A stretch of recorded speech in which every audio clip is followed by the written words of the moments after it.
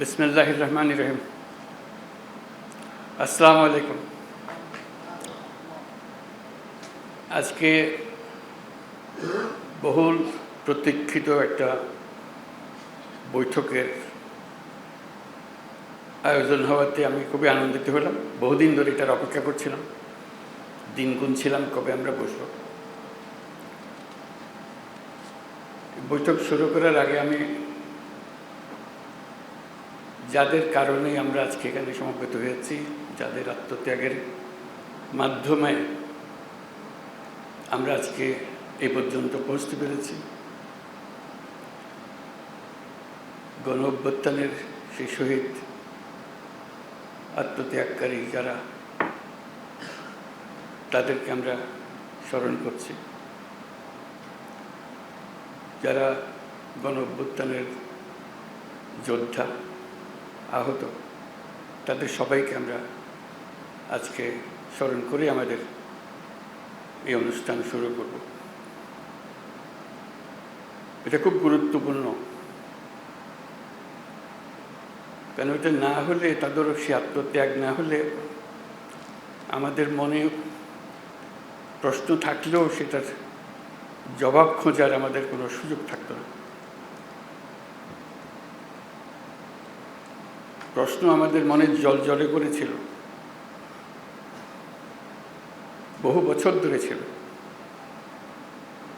সুযোগ পাইনি। এই অসংখ্য ছাত্র জনতার ত্যাগের বিনিময়ে আমরা সেই সুযোগটা পেয়েছি। আমাদের প্রতিজ্ঞা হলো আমরা যেন সেই আত্মত্যাগের প্রতি অসম্মান না জানাই। যে কারণে তারা আত্মত্যাগ করেছিল, সেটার জন্য আমাদের পরবর্তী সকল প্রজন্ম মনে রাখে, তাদের আত্মত্যাগকে স্মরণ করে তাদের আত্মত্যাগকে সার্থক করার জন্য আমরা সবাই মিলে, যারা বেঁচে আছি, যারা সুযোগ পেয়েছি, যারা সবাই মিলে সব রকম চেষ্টা করব তাদের সেই স্বপ্ন যেন বাস্তবায়ন করতে পারে। সেটা দিয়ে আমাদের আজকের যাত্রাপথ, যে কারণে আমরা আজকে এখানে এসেছি। অন্তর্বর্তীকালীন সরকারের 6 মাস পার হয়ে গেল, প্রথম অধ্যায় শেষ। আজকের এই অনুষ্ঠানের মাধ্যমে আমরা দ্বিতীয় পর্বে প্রবেশ করলাম। প্রথম পর্ব ছিল প্রস্তুতি পর্ব। সেই প্রস্তুতি পর্বের অনেক কিছু আপনাদের কাছে জানা। তার মধ্যে একটা বড় বিষয় ছিল যে প্রস্তুতি, যেই স্বপ্নের পেছনে এর আত্মত্যাগ করেছে, সেটা সার্থক করার জন্য আমরা যেন এমন একটা দেশ গড়তে পারি যেটা সুশৃঙ্খলভাবে চলবে, যে আইনি কাঠামোর মাধ্যমে, যে প্রাতিষ্ঠানিক কাঠামোর মাধ্যমে স্বৈরাচারী সরকার সুযোগ পেয়েছিল, সেই ত্যাগ, সেই কাঠামো থেকে যেন আমরা পূর্ণরূপে বেরিয়ে চলে আসতে পারি। আমরা ছোটোখাটো একটা হাডুডুর খেলার জন্য আইন কানুন বানাই। ফুটবল খেলা তো বটেই, এটা আন্তর্জাতিক খেলা, ক্রিকেট খেলা। সেই আইন কানুন আমাদের মুখস্থ, এবং সেটা আমরা মেনে চলি বলেই খেলাটা খেলা হয়, তামাশা হয় না। আইনগুলো এমনভাবে বানানো হয়েছে সবাই যেন এনজয় করে, উপভোগ করে। কেউ যেন মনে হচ্ছে কালকে এটা আইন বদলায় হলো, তাহলে আর খেলা থাকে না। কিন্তু আমরা আমাদের দেশকে একটা তামাশায় পরিণত করে ফেলেছি। আইন বলে কিছু নাই, নিয়ম বলে কিছু নাই। যারা আত্মত্যাগ করেছে তারা আমাদের নির্দেশ দিয়ে গেছে, আমরা যেন সেসব আইন কানুন পাল্টে ফেলে নতুন বাংলাদেশের জন্য প্রস্তুত হই। সেই নতুন বাংলাদেশ করার জন্য কী আইন কানুন লাগবে, কীভাবে আমরা অগ্রসর হব, সেই প্রশ্ন মাথায় রেখে আমরা কিছু সংস্কার কমিশন করেছিলাম। অর্থাৎ সংস্কার করতে হবে। তার মধ্যে প্রথম 6টা সংস্কার কমিশন প্রথমবারেই করে ফেলেছিলাম, তারপর পরবর্তীতে আরও অনেকগুলো করেছে। এই সংস্কার কমিশনের যারা মাননীয় চেয়ারম্যান তারা আমার দুপাশে আছেন, তারা এবং তাদের সহকর্মীরা যারা এই কমিশনের সদস্য ছিলেন, তারা যথাসাধ্য চেষ্টা করেছেন সংস্কারটা যেন এমনভাবে হয় ভবিষ্যতের প্রজন্মরা আমাদের প্রতি কৃতজ্ঞতা প্রকাশ করতে পারে যে আইনগুলো ঠিক করে দিয়েছিলেন বলেই আজকে আমরা মজবুত কাঠামো তৈরি করতে পেরেছি, যার উপরে ভিত্তি করে আমরা দেশ গড়ার কাজে নেমেছি। কাজে ওনারা যে সমস্ত জিনিস প্রস্তাব করবেন এবং করেছেন সেগুলো ওনাদের অভিজ্ঞতা এবং ওনাদের পাণ্ডিত্য এবং ওনাদের আলাপ আলোচনার মাধ্যমে তারা যা গ্রহণ করতে পেরেছেন সেটা ওনারা তুলে ধরেছেন। এবং তাদের সবাইকে আজকে যারা উপস্থিত আছেন তাদেরকে ধন্যবাদ জানাই, এবং যারা আজকে উপস্থিত নাই তাদের সদস্যবৃন্দ তাদেরকেও আমরা ধন্যবাদ জানাই এই কষ্টটুকু করার জন্য। এখন আমাদের কাজ হলো এগুলো কতটুকু আমরা গ্রহণ করব, কত দ্রুত গ্রহণ করব, কিভাবে অগ্রসর হব। তো সেটা তো ওনাদের যে অভিজ্ঞতা তার উপরে ভিত্তি করে রচনা করা। এখন আপনাদের অভিজ্ঞতা এবং আপনারা যেহেতু জনগণের নেতা, রাজনৈতিক দলের নেতা, আপনাদেরকে প্রতিনিয়ত এই আইনগুলো, নিয়মগুলো, প্রতিষ্ঠানগুলোর সঙ্গে মোকাবেলা করতে হবে। সেই জন্য ওনাদের এগুলো আপনাদের সামনে দেওয়া হবে আজকে আলোচনা শুরু করার জন্য। আলোচনাটা একাডেমিক আলোচনা না, বাস্তব আলোচনা, যে কোনটা আমরা কাজে লাগাতে পারবো, কোনটা লাগবে, কোনটা লাগবে না, কীভাবে একটু সংশোধন করলে ভালো হবে ইত্যাদি আলোচনার জন্য। যাতে ওই যে স্বপ্ন আমরা এমনভাবে মজবুতভাবে আইন কানুনগুলো বানাবো যারা সবাই মেনে চলবে, এবং এই মেনে চলার মাধ্যমে আমরা একটা সুন্দর সমাজ, সুন্দর রাষ্ট্র গঠন করতে পারব। সে উদ্দেশ্যেই আজকে বসা, এবং কিভাবে এই আলাপটা চলবে, সংলাপটা চলবে সেই সম্বন্ধে একটু ধারণা দেবেন প্রফেসর আলী রিয়াজ। এটাকে কেন্দ্র করে আমরা আরেকটা ছোট কমিশন করেছি এই 6 জনকে নিয়ে, এবং আমাকে শুদ্ধ তার মধ্যে ঢুকিয়ে ঐকমত্য প্রতিষ্ঠা কমিশন। কাজে একটা ঐক্যমত্য আনা, সবাইকে মিলিয়ে, কারোর উপর চাপিয়ে দেওয়ার জন্য না। গুরুত্বটা আমরা সবাই বুঝি, এটা নিয়ে কাউকে কিছু বোঝাতে হবে না, কিন্তু আমাদের তো গ্রহণ করতে হবে, কাজে লাগাতে হবে। এবং আজকের দিনটা একটা, এই যে দ্বিতীয় পর্বে শুরু বলছি, একটা প্রচণ্ড সুযোগ এই জন্যই যে আমরা এমন পর্যায়ে আছি এখন, আমাদের মধ্যে ঐক্যমত সৃষ্টি হলে আমরা সেগুলো কাজে লাগাতে পারি, এবং এবার কাজে লাগালে সেটা বংশ প্রজন্ম পরম্পরায় সেটা চলতে থাকবে, এবং এটা সুন্দর দেশ আমরা পাব। এই ভাবনা থেকেই আমরা এগুলো গ্রহণ করব। সেই আলোচনাটা কত মসৃণ হবে, সুন্দর হবে, সেটা আপনারা স্থির করবেন। আমাদের পক্ষ থেকে আমরা সুপারিশগুলো আপনাদের কাছে নিয়ে এসেছি, এবং আর এই কমিশনের যারা সদস্য তারা আপনাদের সঙ্গে বসবে জিনিসগুলো ব্যাখ্যা করার জন্য, চাপিয়ে দেওয়ার জন্য না। চাপানোর ক্ষমতা আমাদের নাই। আমরা শুধু আপনাদেরকে বোঝানো এটা কেন করা হয়েছিল, কী জন্য করা হয়েছিল, কোটার কারণে করা হয়েছিল বোঝানো ছিল। সেই দিক থেকে আমরা পুরো জিনিসটাকে অ্যাপ্রোচ করব এবং এগিয়ে নিয়ে যাব। আপনাদের সহযোগিতা চাই এটা আমি বলবো না, কারণ এটা আপনাদের কাজ, এটা আমার কাজ না, একার কাজ না। যেহেতু আপনারা জনগণের প্রতিনিধিত্ব করেন, আপনাদেরকে বলতে হবে সমাজের কাঠামোর কোন কী করতে হবে, কীভাবে করতে হবে, কোনটা এক্ষুনি করা যাবে, কোনটা দুদিন পরে করা যাবে, ইত্যাদি ইত্যাদি সময়ও নির্ধারণ করবে। কিছু সামান্য রদবদল থাকলে এখানে বলবে যে এখানে একটু রদবদল করলে কিন্তু সুন্দর হয়ে যাবে, আপনাদের ইচ্ছা। আমরা শুধু সাচিবিক কাজগুলো আপনাদেরকে করে দিলাম, আপনাদের সহায়তা দেব ব্যাখ্যা করার জন্য, ব্যাখ্যা দেওয়ার জন্য। এই 6 মাস, যে 6 মাসের কথা বললাম,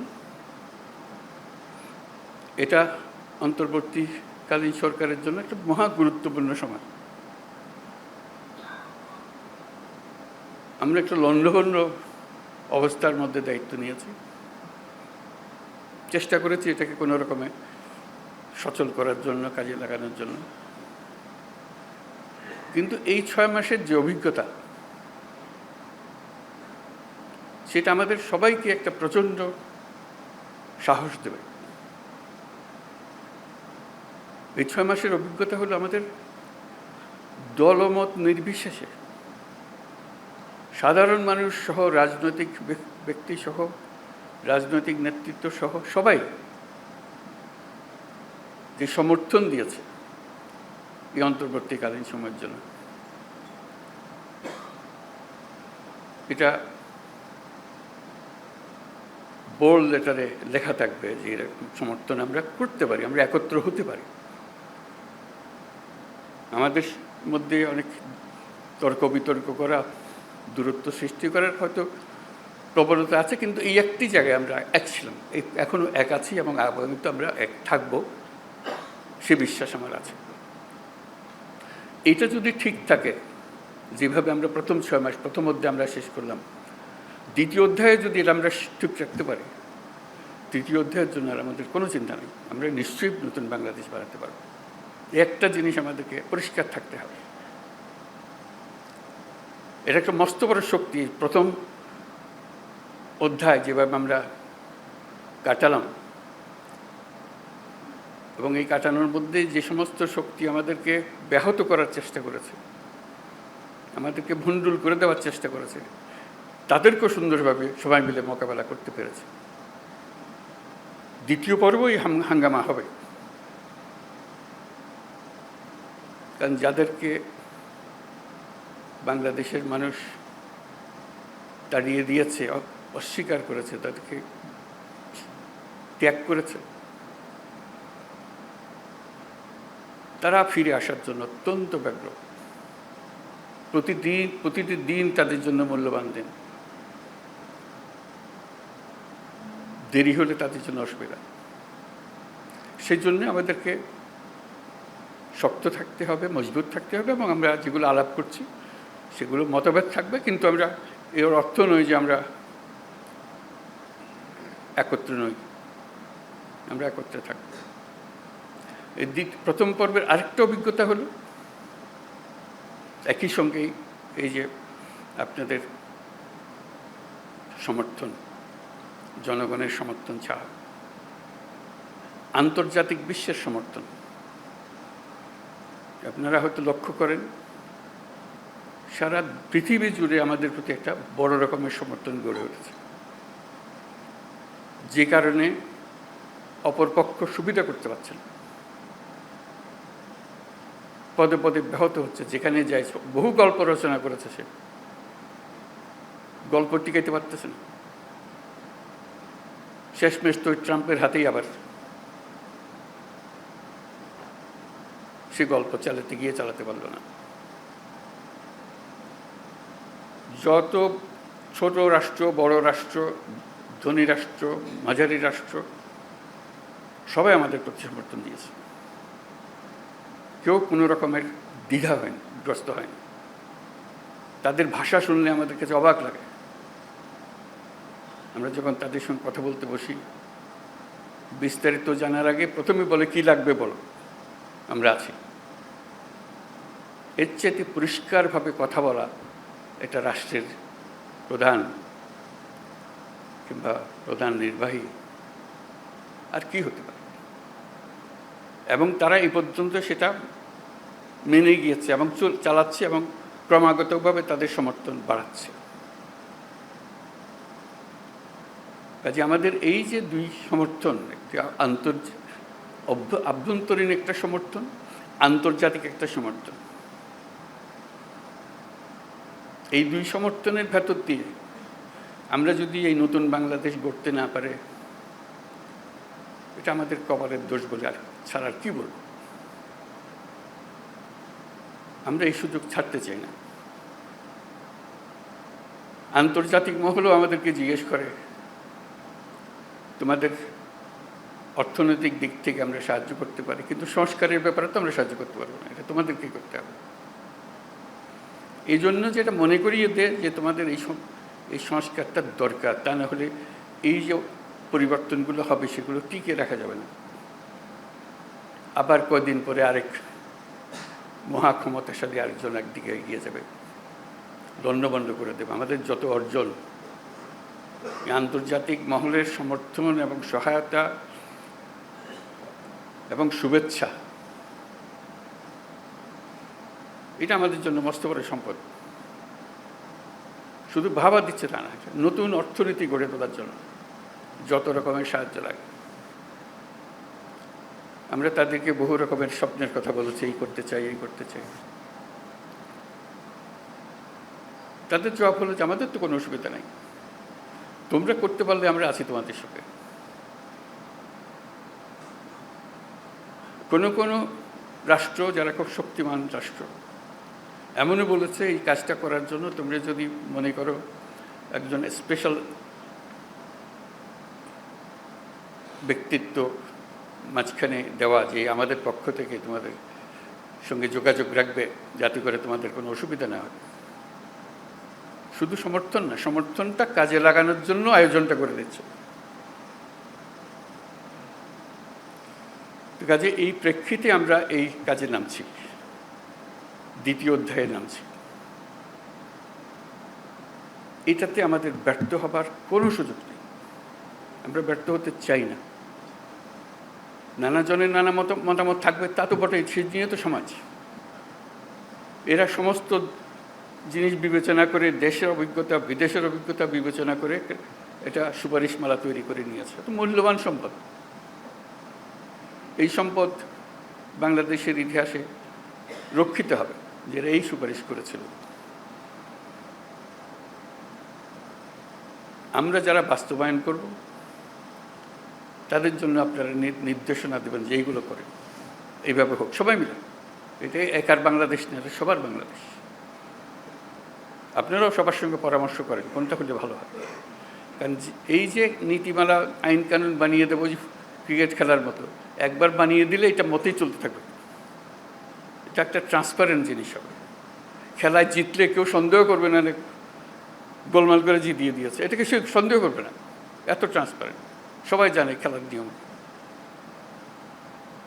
এখন যে খেলা চলতেছে, এটা খেলা জিতলেও ঠিকমতো জিতলেও সন্দেহ লাগে, বুঝো কিছু একটা কলকাঠি নেড়ে করেছে। এই কলকাঠি নাড়ার বিষয়টা আমাদের মনের মধ্যে গেঁথে গেছে। কলকাঠি ছাড়া যে একটা নিয়মে চলতে পারে দেশ, এটা আমরা ভুলে গেছি।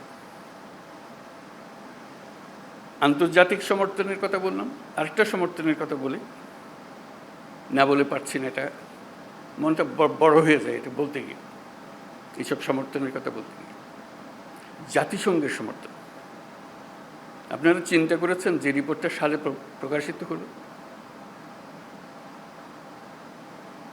এই human rights high commissioner for human rights, এই তাদের একটি রচনা, তাদের একটি প্রতিবেদন সারা পৃথিবী বলতে দিয়েছে। এখন কারো কোনো বর্ণনা, কারো কোনো বয়ান আর কেউ শুনবে না, ওইটাই ফাইনাল। আর কত সমর্থন চাই আমরা? একদম অক্ষরে অক্ষরে বলে দিয়েছে কোথায় কাকে মারছে, কীভাবে মারছে। এর থেকে বের হওয়ার তো কারো কোনো উপায় নাই।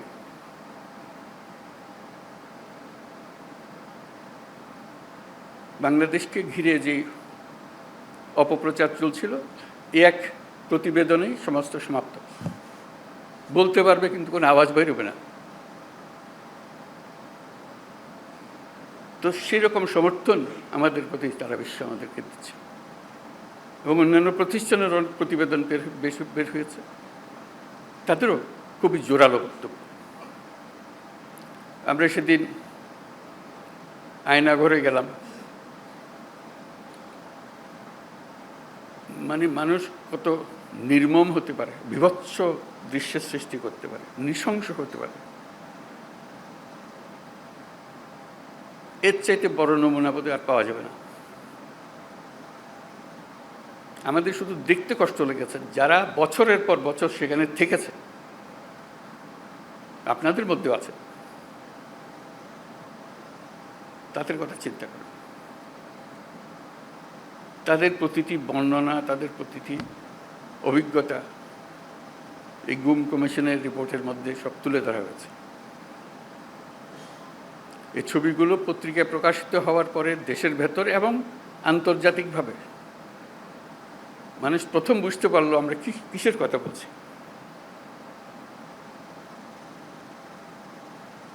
আমরা কোথার থেকে এসেছি। কাজেই আমাদের প্রথম পর্বের এই সম্পদ নিয়ে আমরা দ্বিতীয় পর্বে আসলাম। দ্বিতীয় পর্বের সমাপ্তিতেও যেন আমরা উৎসাহ বোধ করি যে হ্যাঁ, আমরা আনন্দ বোধ করি যে আমরা আমাদের যে দায়িত্ব দেওয়া হয়েছিল আমরা সুন্দরভাবে খুশি বুকে সেটা সম্পন্ন করতে পেরেছি। নতুন বাংলাদেশের জন্য এখন তৈয়ার আমরা। যে নতুন নির্বাচনের মাধ্যমে যে সরকার গঠন হবে সেটার ব্যাপারে আর কোনো প্রশ্ন তুলবে না, যেহেতু আইন কানুন এগুলো সব এখন আমাদের জানা আছে এবং আইন মতো হয়েছে, নির্দিষ্টভাবে হয়েছে। এটা নড়চড় করার উপায় কারো থাকবে না। আইন বানানো এক কথা, আর এটাকে নড়চড় করতে সুযোগ না দেওয়া সেটা আরেক কথা। সেটার জন্য এতগুলো কমিশন বানাতে হয়েছে, কোন দিক থেকে কোথায় কোনটা করতে হবে সেটার জন্য। আজকে আমাদের সেই দ্বিতীয় পর্ব শুরু। আপনারাই এই দ্বিতীয় পর্ব স্রষ্টা, আপনারাই এগুলো জাতির সামনে নিয়ে আসবেন।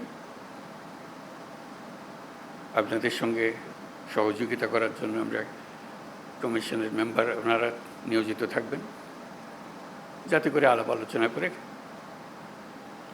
দ্রুত সিদ্ধান্তে চলে আসতে পারি। এটা বছরের পর আলোচনা করার বিষয়। হ্যাঁ, এটা দ্রুততম সময়ের মধ্যে আমরা যাতে সিদ্ধান্তগুলো নিয়ে কাজে নেমে যেতে পারি, কোনটা কখন করব সেগুলো নিয়ে আসতে পারি।